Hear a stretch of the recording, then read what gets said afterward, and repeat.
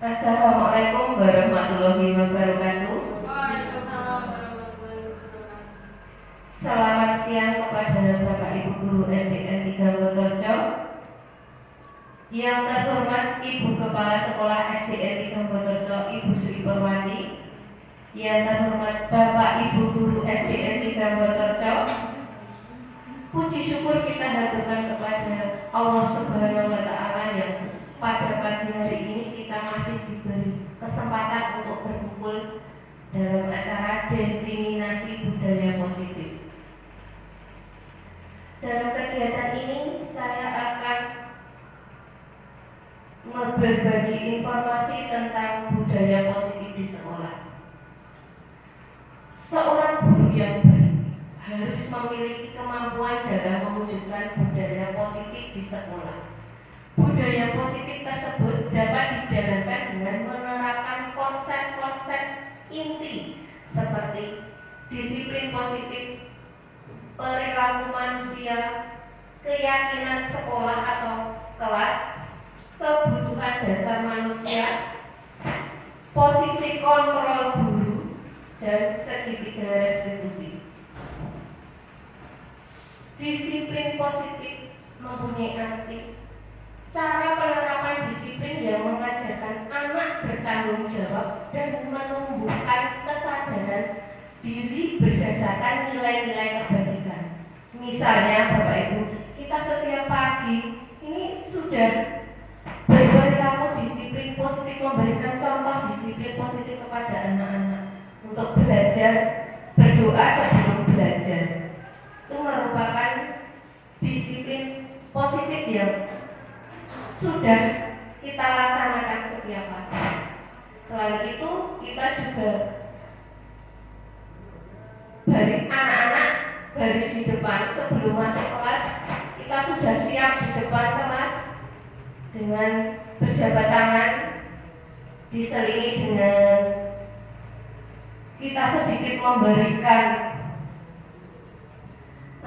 sedikit memberikan motivasi dengan cara biasanya kita memberikan pertanyaan, memberikan clue atau yang bisa membuat atau membangkitkan motivasi anak. Itu juga termasuk disiplin positif.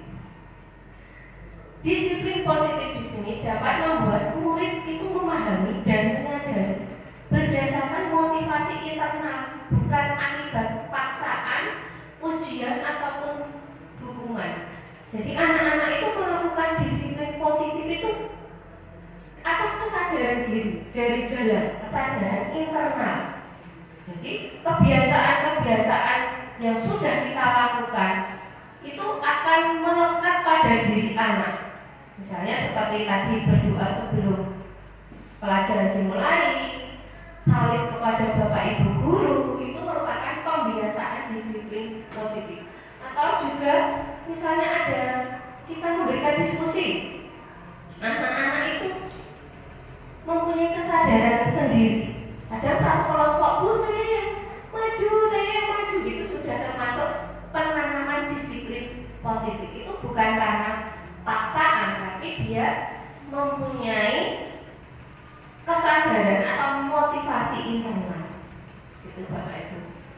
Dari disiplin positif tadi, kita implementasikan dari profil pelajar Pancasila, yaitu beriman, bertakwa kepada Tuhan Yang Maha Esa. Profil pelajar yang selanjutnya adalah mandiri,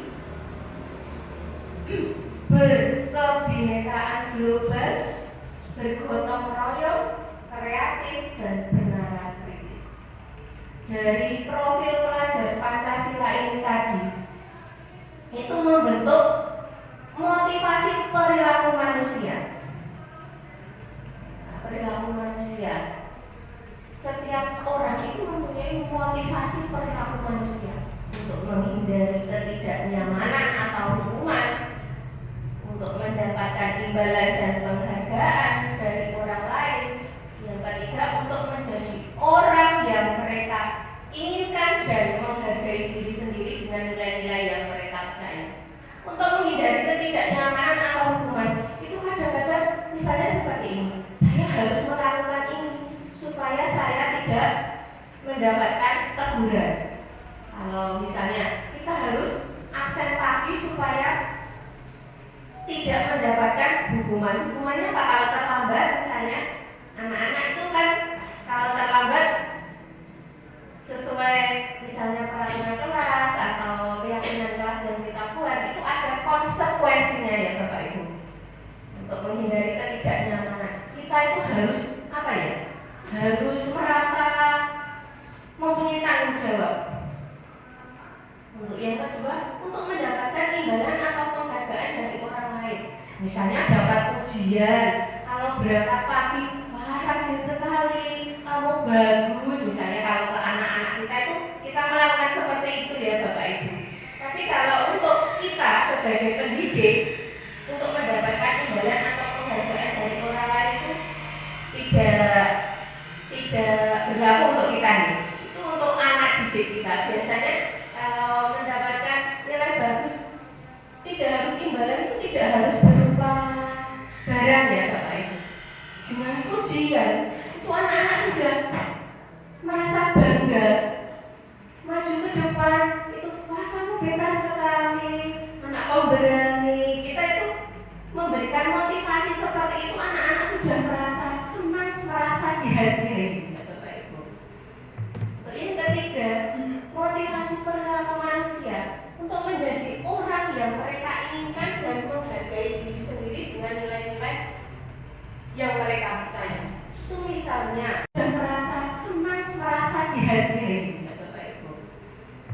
Yang ketiga, motivasi perilaku manusia untuk menjadi orang yang mereka inginkan dan menghargai diri sendiri dengan nilai-nilai yang mereka percaya. Itu misalnya mereka itu bisa menghargai dirinya karena dengan perilaku baiknya tadi, menghargai diri sendiri dengan nilai-nilai yang mereka percaya. Misalnya kita kalau sudah peraturan sekolah itu mau tidak mau itu harus dipatuhi dengan cara apa? Kalau kita menghargai, kita mematuhi, berarti kita itu punya tanggung jawab. Jadi punya nilai-nilai yang mereka percaya. Berikutnya adalah keyakinan sekolah atau kelas. Bapak Ibu, kita sebagai guru sebelum memulai pelajaran atau di awal ajaran itu biasanya kita membuat keyakinan kelas. Nah, keyakinan kelas ini bertujuan untuk apa? Guru itu berperan dalam mewujudkan terbentuknya keyakinan sekolah atau kelas dengan adanya kesepakatan antara guru dan murid. Kita membuat kesepakatan antara guru dan murid supaya mendapatkan apa? Mendapatkan hal-hal positif yang bisa dilaksanakan oleh siswa. Keyakinan sekolah atau kelas ini berupa pernyataan universal yang mudah diingat dan dipahami dan harus diterapkan di lingkungan sekolah. Untuk keyakinan kelas itu kita sebaiknya menggunakan kalimat yang positif, yang dulunya misalnya tidak ramai, berarti masuknya itu seperti menjaga ketertiban kelas. Tidak boleh makan di luar, di dalam kelas. Ini juga menggunakan kalimat negatif.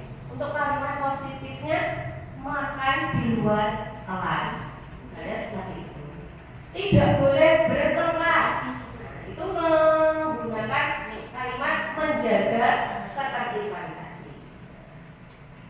Untuk selanjutnya, kebutuhan dasar manusia. Kebutuhan dasar manusia itu misalnya ada pernyataan seperti ini Bapak Ibu.